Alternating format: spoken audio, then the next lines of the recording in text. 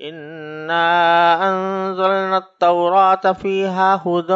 ونور يحكم بها النبيون الذين أسلموا للذين هادوا والربانيون والأحبار بما استحفظوا من كتاب الله وكانوا عليه شهداء فلا تخشوا الناس واخشوني ولا تشتروا بآياتي ثمنا قليلا ومن لم يحكم بما أنزل الله فأولئك هم الكافرون وكتبنا عليهم فيها أن النفس بالنفس والعين بالعين والأنف بالأنف والأذن بالأذن والسن بالسن والجروح قصاص فمن تصدق به فهو كفارة له ومن لم يحكم بما أنزل الله فأولئك هم الظالمون وقفينا على آثارهم بعيسى ابن مريم مصدقا لما بين يديه من التوراة وآتيناه الإنجيل فيه هدى ونور ومصدقا لما بين يديه من التوراة وهدى وموعظة للمتقين وليحكم أهل الإنجيل بما أنزل الله فيه ومن لم يحكم بما أنزل الله فأولئك هم الفاسقون وأنزلنا إليك الكتاب بالحق مصدقا لما بين يديه من الكتاب ومهيمنا عليه فاحكم بينهم بما أنزل الله ولا تتبع أهواءهم عما جاءك من الحق لكل جعلنا منكم شرعة ومنهاجا ولو شاء الله لجعلكم أمة واحدة ولكن ليبلوكم فيما آتاكم فاستبقوا الخيرات إلى الله مرجعكم جميعا فينبئكم بما كنتم فيه تختلفون وأن يحكم بينهم بما أنزل الله ولا تتبع أهواءهم واحذرهم أن يفتنوك عن بعض ما أنزل الله إليك فإن تولوا فاعلم أنما يريد الله أن يصيبهم ببعض ذنوبهم وإن كثيرا من الناس لفاسقون أفحكم الجاهلية يبغون ومن أحسن من اللہ حکما لقوم یوقنون۔ یہ سورہ مائدہ کی آیت نمبر 44 سے آیت نمبر 50 تک قرآن کریم کی میں نے تلاوت کی ہے، اور ان آیات کریمہ کا تعلق بھی بڑی حد تک ان واقعات سے ہے جو اس سے پہلے کی آیات کی تفسیر میں ذکر کیے گئے ہیں۔ ان آیات کا ترجمہ یہ ہے: بے شک ہم نے تورات نازل کی تھی جس میں ہدایت تھی اور نور تھا۔ تمام نبی جو اللہ تعالیٰ کے فرمانبردار تھے اسی کے مطابق یہودیوں کے معاملات کا فیصلہ کرتے تھے، اور تمام اللہ والے اور علماء بھی اسی پر عمل کرتے رہے، کیونکہ ان کو اللہ کی کتاب کا محافظ بنایا گیا تھا اور وہ اس کے گواہ تھے۔ لہذا اے یہودیوں، تم لوگوں سے نہ ڈرو اور مجھ سے ڈرو، اور تھوڑی سی قیمت لینے کی خاطر میری آیتوں کا سودا نہ کیا کرو، اور جو لوگ اللہ کے نازل کیے ہوئے حکم کے مطابق فیصلہ نہ کریں وہ لوگ کافر ہیں۔ اور ہم نے اس تورات میں ان کے لیے یہ حکم لکھ دیا تھا کہ جان کے بدلے جان، آنکھ کے بدلے آنکھ، ناک کے بدلے ناک، کان کے بدلے کان، دانت کے بدلے دانت، اور زخموں کا بھی بدلہ لیا جائے۔ ہاں، جو شخص اس بدلے کو معاف کر دے تو یہ اس کے لیے گناہوں کا کفارہ ہو جائے گا، اور جو لوگ اللہ کے نازل کیے ہوئے حکم کے مطابق فیصلہ نہ کریں وہ لوگ ظالم ہیں۔ اور ہم نے ان پیغمبروں کے بعد عیسیٰ ابن مریم کو اپنے سے پہلی کتاب یعنی تورات کی تصدیق کرنے والا بنا کر بھیجا،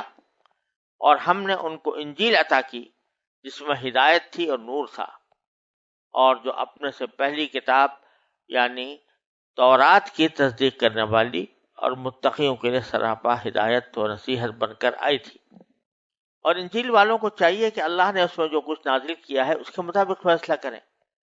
اور جو لوگ اللہ کے نازل کیے ہوئے حکم کے مطابق فیصلہ نہ کریں وہ لوگ فاسق ہیں۔ اور اے رسول محمد صلی اللہ علیہ وسلم، ہم نے تم پر بھی حق پر مشتمل کتاب نازل کی ہے جو اپنے سے پہلی کتابوں کی تصدیق کرتی ہے اور ان کی نگہبان ہے، لہذا ان لوگوں کے درمیان اسی حکم کے مطابق فیصلہ کرو جو اللہ نے نازل کیا ہے، اور جو حق بات تمہارے پاس آ گئی ہے اسے چھوڑ کر ان کی خواہشات کے پیچھے نہ چلو۔ تم میں سے ہر ایک امت کے لیے ہم نے ایک الگ شریعت و طریقہ مقرر کیا ہے، اور اگر اللہ چاہتا تو سب کو ایک امت بنا دیتا، لیکن الگ شریعتیں اس لیے دیں تاکہ جو کچھ اس نے تمہیں دیا ہے اس میں تمہیں آزمائے، لہذا نیکیوں میں ایک دوسرے سے آگے بڑھنے کی کوشش کرو۔ اللہ ہی کی طرف تم سب کو لوٹ کر جانا ہے، اس وقت تمہیں وہ باتیں بتائے گا جن میں تم اختلاف کیا کرتے تھے، اور ہم حکم دیتے ہیں کہ تم ان لوگوں کے درمیان اسی حکم کے مطابق فیصلہ کرو جو اللہ نے نازل کیا ہے، اور خواہشات کی پیروی نہ کرو، اور ان کی اس بات سے بچ کر رہو کہ وہ تمہیں فتنے میں ڈال کر کسی ایسے حکم سے ہٹا دیں جو اللہ نے تم پر نازل کیا ہو۔ اس پر اگر وہ منہ موڑیں تو جان رکھو کہ اللہ نے ان کے بعض گناہوں کی وجہ سے ان کو مصیبت میں مبتلا کرنے کا ارادہ کر رکھا ہے۔ ان لوگوں میں سے بہت سے فاسق ہیں۔ بھلا کیا یہ جاہلیت کا فیصلہ حاصل کرنا چاہتے ہیں؟ حالانکہ جو لوگ یقین رکھتے ہوں ان کے لیے اللہ سے اچھا فیصلہ کرنے والا کون ہو سکتا ہے؟ جیسا کہ پچھلی آیات کی تفسیر میں بیان کیا گیا تھا، یہ یہودیوں کا ذکر ہے جو مدینہ طیبہ میں آباد تھے، اور رسول کریم صلی اللہ علیہ وسلم سے ان کا ایک معاہدہ ہو گیا تھا کہ امن کے ساتھ رہیں گے، امن کا معاہدہ تھا۔ لیکن ان یہودی حضرات کی کیفیت یہ تھی کہ ان کے ہاں اگر کوئی شخص بڑا آدمی جرم کا ارتکاب کرتا تو وہ چاہتا تھا کہ کسی طرح مجھے اس سزا کا سامنا نہ کرنا پڑے جو تورات میں اس کے لیے طے کی گئی ہے۔ اس کے لیے مختلف ہیلے بہانے کیے جاتے تھے، اور رسول کریم صلی اللہ علیہ وسلم کی طرف بھی بعض مرتبہ اس غرض سے بھیجا گیا کہ آپ کی شریعت تورات کی شریعت کے مقابلے میں نرم ہے، لہذا اس آپ کے پاس فیصلہ بھیج دیا جائے تاکہ آپ نرمی کا فیصلہ فرمائیں تو اس کے اوپر ہم عمل کر لیں، جیسا کہ رجم کے بارے میں پیچھے میں نے عرض کیا، اسی طریقے سے بنو نذیر کی جو دیت کے بارے میں جو واقعہ پیچھے بیان کیا۔ اب اللہ تبارک و تعالی فرما رہے ہیں کہ جن احکام میں یہ لوگ رسول کریم صلی اللہ علیہ وسلم کی طرف رجوع کر رہے تھے، ان احکام میں تورات کی شریعت اور رسول کریم صلی اللہ علیہ وسلم کی شریعت میں کوئی اختلاف نہیں تھا۔ شادی شدہ زانی کے لیے رجم اور سنگساری کی سزا وہاں پر بھی تھی، اور یہاں رسول کریم صلی اللہ علیہ وسلم نے بھی اس کو نافذ فرمایا، اور اسی طرح قصاص کا معاملہ جو بنو نذیر اور بنو قریظہ کے درمیان ایک ناانصافی کا بنا ہوا تھا، اس بارے میں بھی تورات نے جو کچھ حکم دیا تھا وہی قرآن کریم نے بھی دیا ہے اور رسول کریم صلی اللہ علیہ وسلم نے بھی دیا ہے۔ تو ان کو چاہیے تھا کہ اس تورات پر پورا بھروسہ کرتے، اس کے اوپر عمل کرتے۔ تو پہلے تو یہ فرمایا کہ انا انزلنا التوراۃ فیہا ھدی ونور، ہم نے تورات نازل کی تھی اس طرح کہ اس کے اندر ہدایت کا بھی سامان تھا اور ایک نور تھا۔ نور تھا اللہ تبارک و تعالیٰ کی اطاعت کے حکم کا حکم دینے کا، اس کے اندر نور تھا کہ کوئی شخص اس پر عمل کرے تو اس کی زندگی منور ہو جائے، یحکم بها النبیون الذین اسلموا، اور اس کے مطابق فیصلہ کرتے رہے ہیں انبیاء کرام۔ تورات تو حضرت موسیٰ علیہ السلام پر نازل ہوئی تھی، پھر اس کے احکام حضرت عیسیٰ علیہ السلام تک جاری رہے۔ اس دوران بہت سارے انبیاء کرام تشریف لائے جو بنو اسرائیل سے تعلق رکھتے تھے۔ حضرت موسیٰ کے بعد یوشع علیہ السلام، کالب علیہ السلام، سموئیل علیہ السلام اور شعیہ علیہ السلام، زکریا علیہ السلام،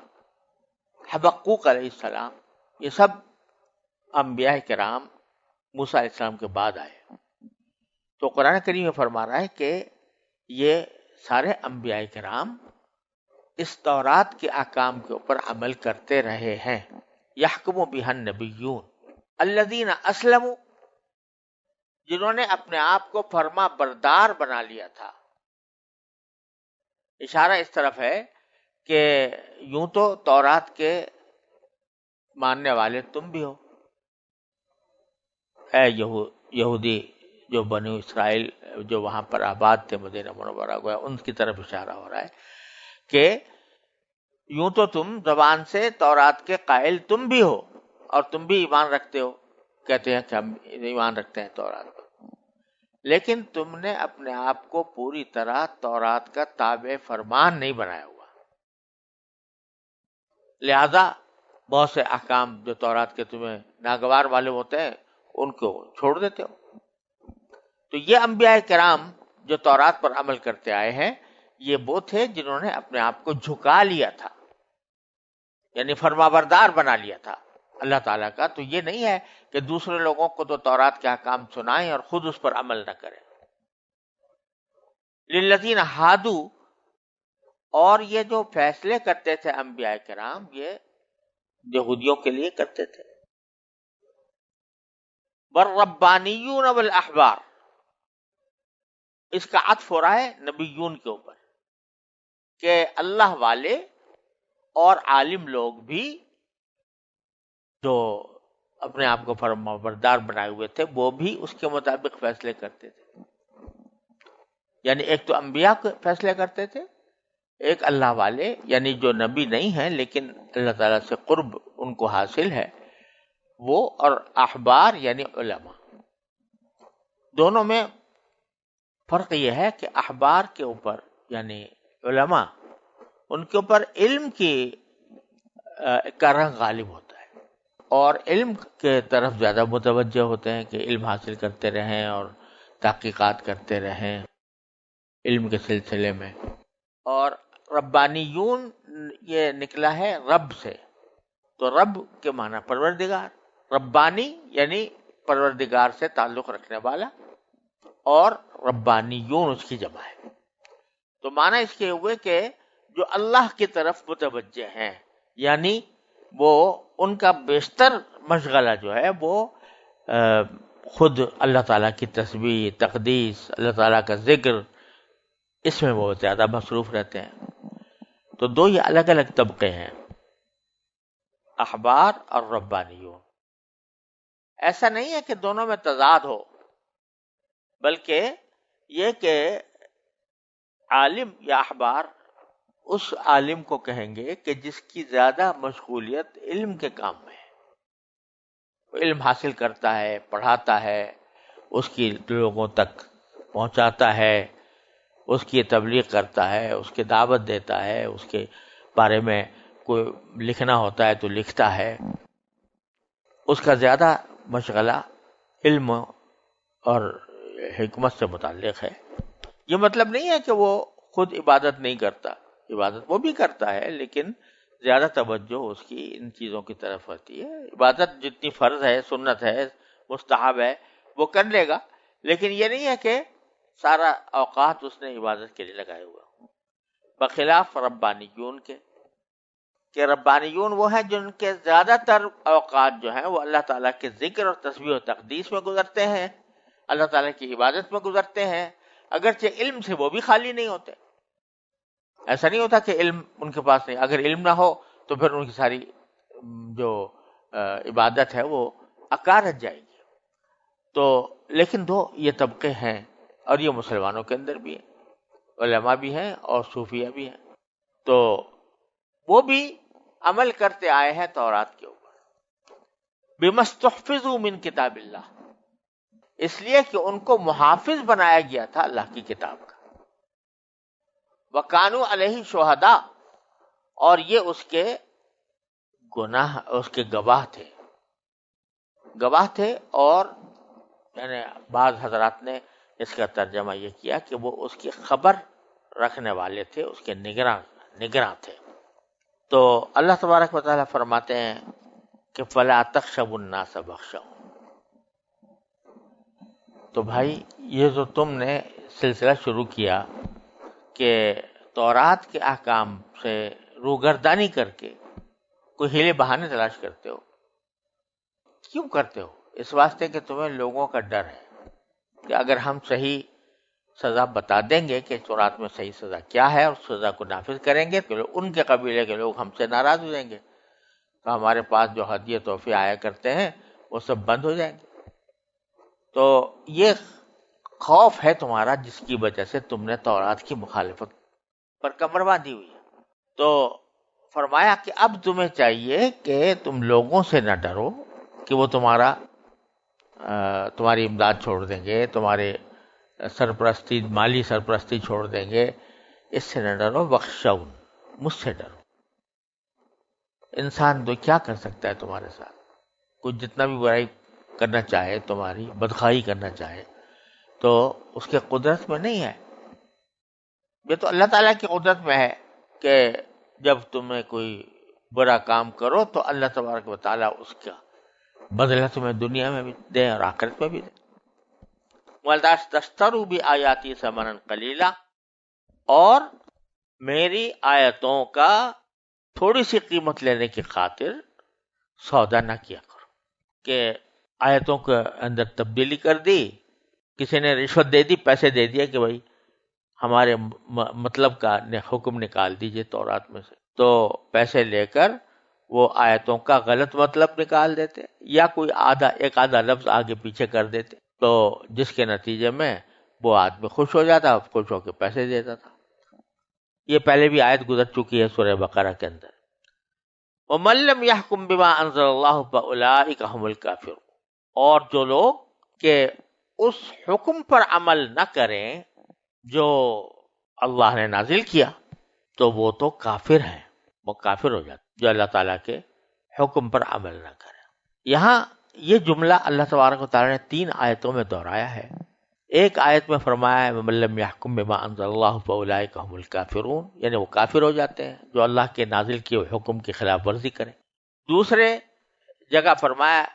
کہ وَمَن لَّمْ يَحْكُم بِمَا أَنزَلَ اللَّهُ فَأُولَٰئِكَ هُمُ الظَّالِمُونَ،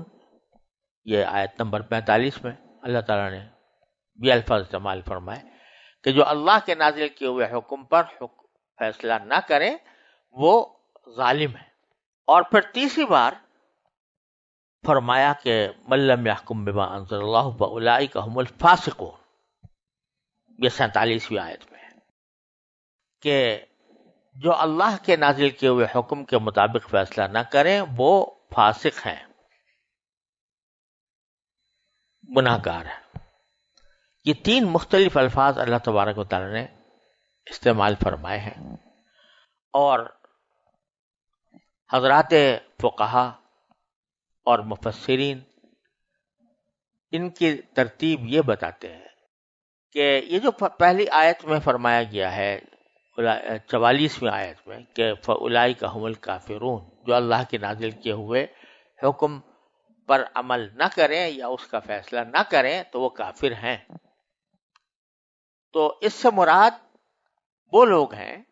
کہ جو اللہ کے نازل کیے ہوئے حکم کی صرف اتنا ہی نہیں ہے کہ نافرمانی کرتے ہیں بلکہ اعتقاداً اس کو درستی نہیں سمجھتے، یا جان بوجھ کر اللہ تعالیٰ کے حکم میں تحریف کر کے کہتے ہیں اللہ تعالیٰ کا حکم یہ ہے، تو وہ کافر ہے۔ دلیل اس کی یہ ہے کہ پیچھے آیتوں میں اللہ تعالیٰ فرما رہے ہیں کہ لا تشتروا بآیاتی ثمنا قلیلا، کہ میری آیتوں کا سودا معمولی قیمت پر نہ کیا کرو، تو یہ ایسا ہی کرتے تھے جیسے رجم کے سلسلے میں ہوا اور بعض دوسرے معاملات کے اندر، کہ صرف اتنا ہی نہیں ہے کہ یہ کہتے ہیں کہ بھئی تورات کے اندر جو حکم ہے تو یہ، لیکن ہم فیصلہ یہ کر رہے ہیں اپنے مجبوری کی وجہ سے،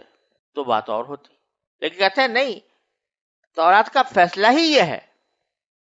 جو فیصلہ نہیں تھا اس کو کہا کہ یہ فیصلہ ہے. لا تشتروا بآیاتی ثمنا قلیلا جس کو کہا گیا. تو اب اگر کوئی فرض کرو کہ یا تو قرآن کریم کی یا تورات کی کسی حکم میں خود تحریف کرے، اس کو بدل دے، الفاظ ہی بدل دے، یا الفاظ بدل دے یا اس کی ایسی تحریف کرے مانن کہ جو اس کے سیاق و سباق سے، اس کے جو متواتر اس کا جو معنی ہے اس سے مختلف ہو، تو وہ کافر ہو جائے گا. اور دوسرا یہ کہ اگر کوئی شخص تورات میں تو تبدیلی نہیں کرتا، قرآن میں کوئی تبدیلی الفاظ کی نہیں کرتا، لیکن دل سے مانتا نہیں، اس کو کہا بھی مجھے تو یہ سزا اچھی نہیں لگتی جو اللہ نے مقرر کی، الیاذ باللہ. تو اعتقاد کے اعتبار سے جب انسان کسی اللہ تعالیٰ کے حکم کے مطابق فیصلہ نہ کرے بلکہ اعتقاد ہی اس کا خلاف ہو کہ میں اس کو مانتا ہی نہیں، یا تحریف کر کے کرے، تو اس کی جگہ فرمایا فَأُولَٰئِکَ هُمُ الظَّالِمُونَ، اولئک هم الکافرون، کہ یہ لوگ کافر ہو جاتے. آگے جو فرمایا گیا ہے وہ اللہ تعالیٰ نے ذکر فرمایا ہے کہ کتبنا علیہم فیہا ان النفس بالنفس. ہم نے تورات کے اندر یہ فریضہ لکھا تھا کہ جان کے بدلے جان، آنکھ کے بدلے آنکھ، ناک کے بدلے ناک، کان کے بدلے کان، دانت کے بدلے دانت. قصاص کا حکم تھا، کوئی کسی کے جان لے لے تو اس کے بدلے میں اس کی جان لی جائے، کسی کی آنکھ پھوڑ دے تو اس کی بجائے اس کی آنکھ پھوڑی جائے، کسی کی کوئی ناک توڑ دے تو اس کے بدلے میں اس کی ناک توڑی جائے. یہ حکم تورات میں موجود تھا اور اب بھی ہے. تو یہ اللہ تعالیٰ نے فرمایا کہ یہ ہم نے تو پہلے سے لکھا ہوا ہے یہ حکم. اب یہ بنو نذیر اور بنو قریظہ جو خود بنی اسرائیل میں سے ہیں، بظاہر تورات کو مانتے ہیں، لیکن انہوں نے اپنے حساب سے اس کے اوپر عمل کرنا چھوڑ دیا. آپس میں معاہدہ ہی کر لیا کہ تمہاری اگر دیت ہوگی تو تمہارا آدمی مرے گا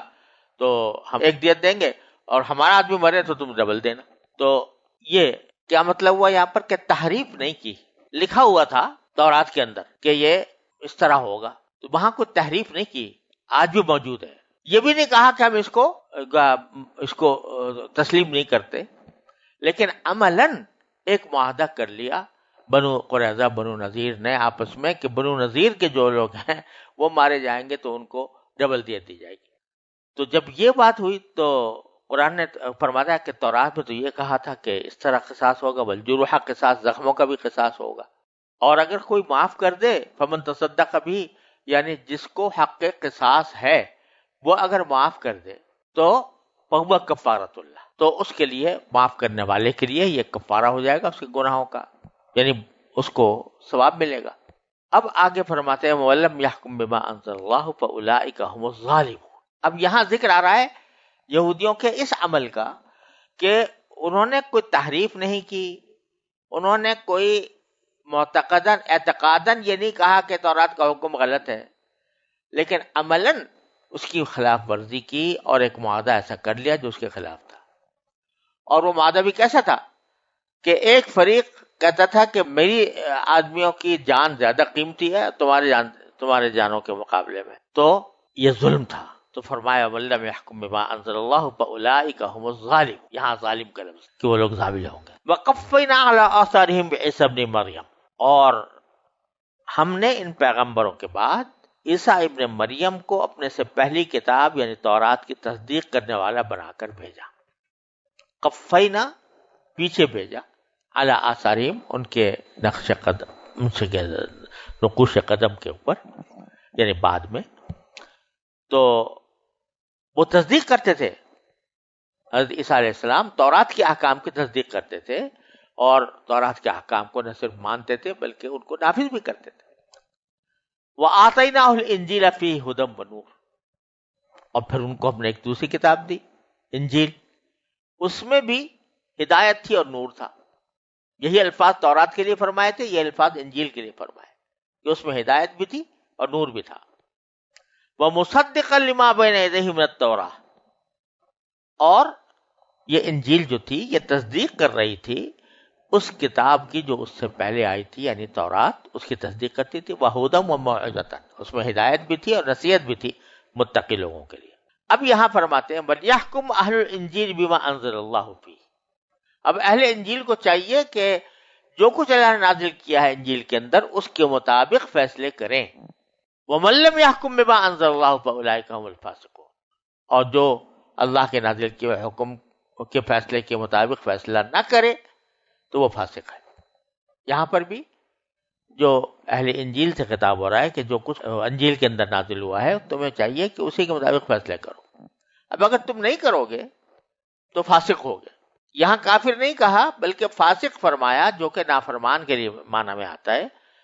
اور وہ اس لیے کہ یہاں پر ذکر اس بات کا ہے کہ اہل انجیل جو تھے انہوں نے یہ نہیں کہا تھا کہ بھئی ہم اس میں تحریف کریں گے. یہ نہ عملاً تحریف کی تھی، نہ اعتقاداً انجیل کے احکام کو نہ غلط سمجھا تھا، لیکن عملی طور پر اس میں کوتاہی ہو گئی اور اس کے مطابق عمل نہیں کیا. اس واسطے یہاں پر فرمایا فَأُولَٰئِكَ هُمُ الْفَاسِقُونَ. تو کیا وہ فاسق؟ یہاں سمجھ لیجئے یہ بات کہ اس میں تو کوئی شبہ کی بات نہیں ہے کہ کوئی شخص اللہ تعالیٰ کے نازل کیے ہوئے حکم کی خلاف ورزی کرے اور قاضی بن کر بیٹھ جائے، جج بن کر بیٹھ جائے، اور وہ اللہ تعالیٰ کے نازل کیے ہوئے احکام کے خلاف فیصلہ کرے، تو اس کے شدید گناہ ہونے میں تو کوئی شک و شبہ کی گنجائش نہیں. لیکن اس کی دو صورتیں ہوتی ہیں. ایک صورت یہ ہوتی ہے کہ جو جج قرآن و سنت کے احکام کے خلاف فیصلے کر رہا ہے وہ دل سے بھی یہ جانتا ہے، دل سے بھی یہ سمجھتا ہے کہ قرآن و سنت کے جو احکام ہیں وہ جو ہے وہ معاذ اللہ وہ صحیح نہیں ہے، اور اس میں ظلم ہے، بے ناانصافی ہے، یا معاذ اللہ جو ہے وہ ہمارے دور کے تقاضوں کے مطابق نہیں ہے،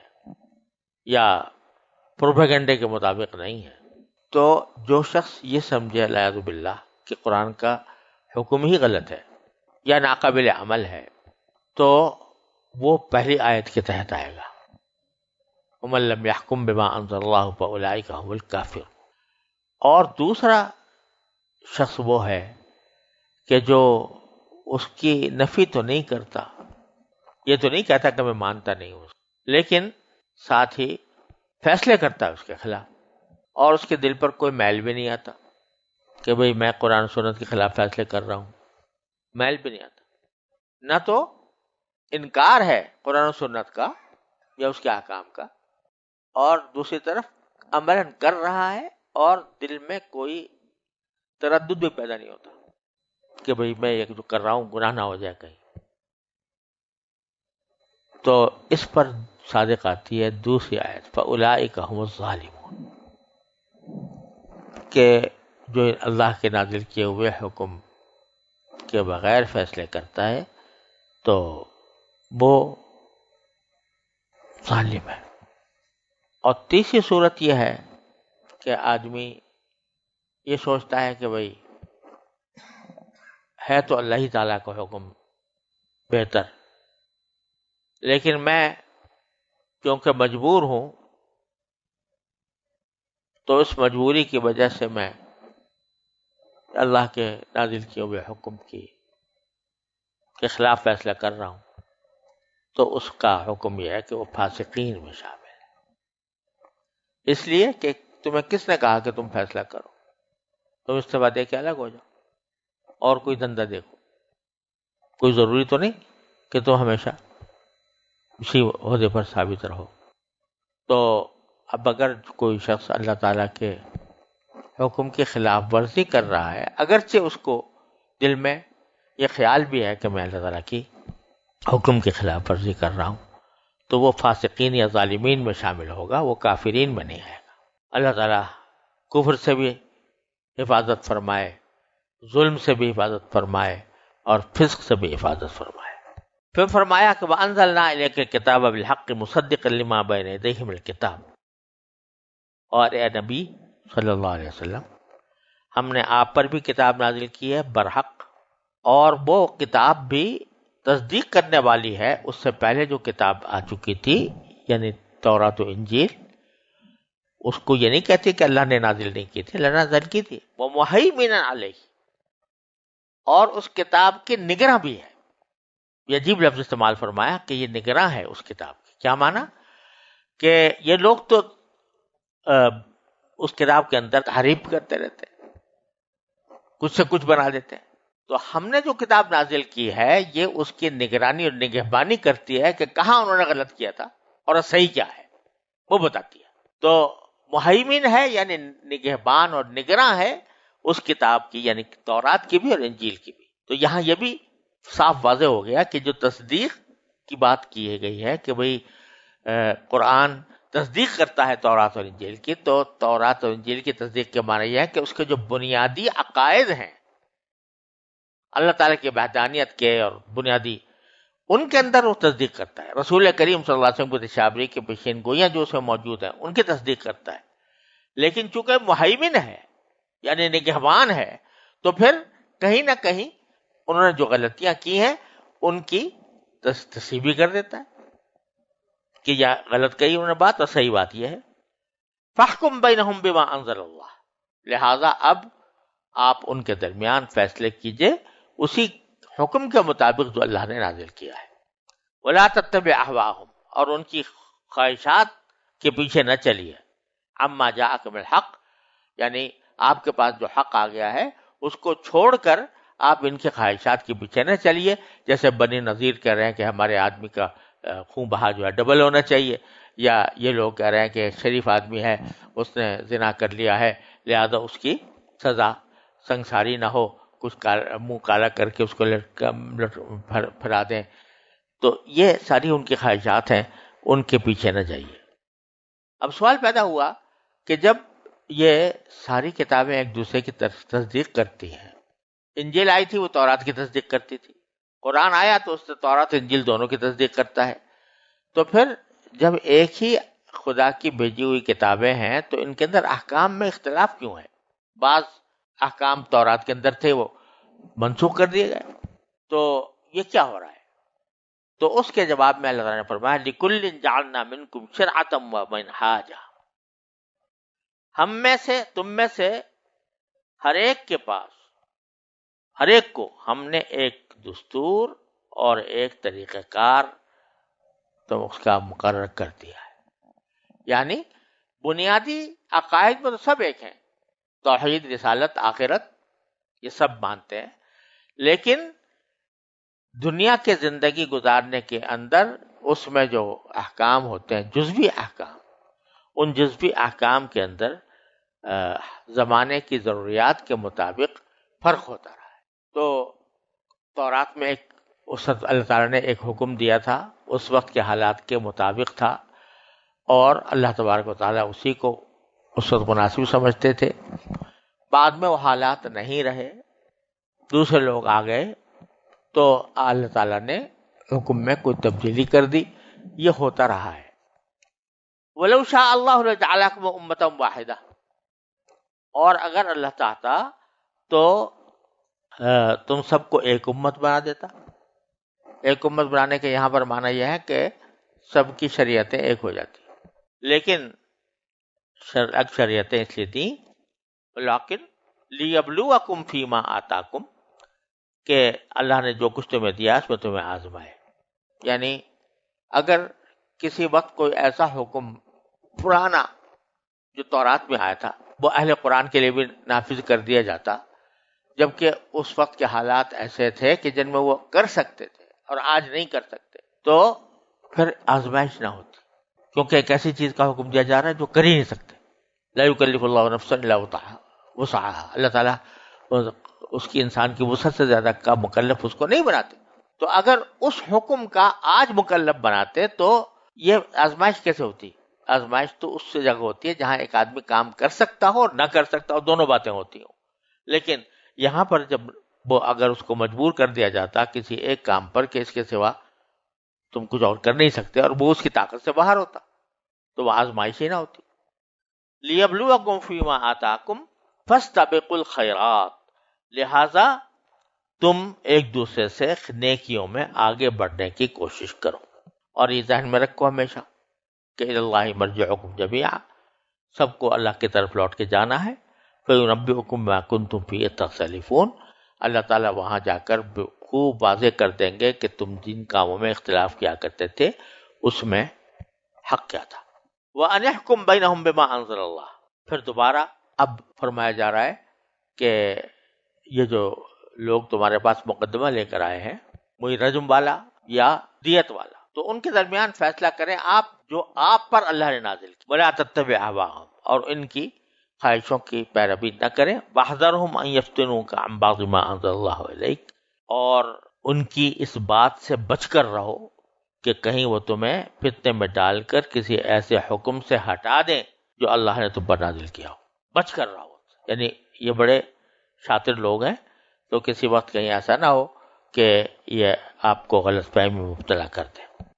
فَإِن تَوَلَّوْا، اگر پھر بھی نہ مانے یہ لوگ اللہ کے حکم کے اوپر عمل کرنے کو، فَاعْلَمْ أَنَّمَا يُرِيدُ اللَّهُ أَن يُصِيبَهُم بِبَعْضِ ذُنُوبِهِمْ، تو جان رکھو کہ اللہ نے ان کے بعض گناہوں کی وجہ سے ان کو مصیبت میں مبتلا کرنے کا ارادہ کر رکھا ہے۔ اگر یہ نہیں مانیں گے نا تو کیا ہوگا کہ ان پر کوئی نہ کوئی عذاب ہوگا، آئے گا۔ تو یہ انہوں نے جو پہلے نافرمانیاں کی تھی اس کی بنا پر ہم نے یہ ارادہ کر رکھا ہے کہ ان کو کسی مصیبت میں مبتلا کر دے ان کے گناہوں کی وجہ سے۔ وہ مصیبت یہی ہوگی کہ حکم دیا جا رہا ہے اللہ تعالیٰ کی طرف سے کچھ اور یہ عمل کچھ اور کر رہے ہیں۔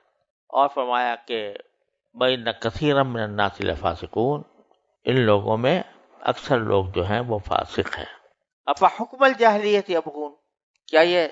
جاہلیت کا فیصلہ چاہتے ہیں؟ وَمَنْ أَحْسَنُ مِنَ اللَّهِ حُكْمًا لِقَوْمٍ يُوقِنُونَ، اور اللہ سے زیادہ بہتر کون ہوگا فیصلہ کرنے والا مگر ان لوگوں کے لیے جو اللہ پر یقین رکھتے ہوں۔